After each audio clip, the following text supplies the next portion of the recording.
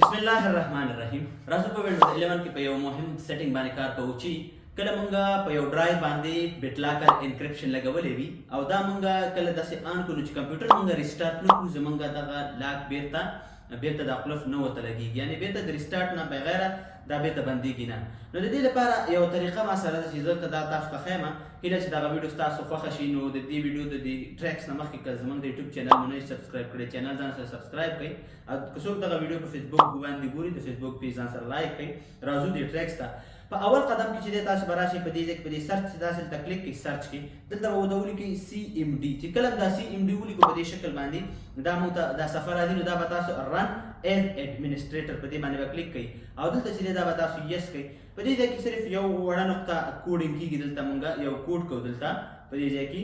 چې کله زه راشم دلته به تاسو ولیکئ دې ځای کې مینج، دلته مینج سپیس په دننه ورکوئ منفي BDE سپیس بیا منفي بیا لاک بیا چې کوم ډرایو باندې دا پاسورډ تاسو بیرته لګوئ د دې ځای نه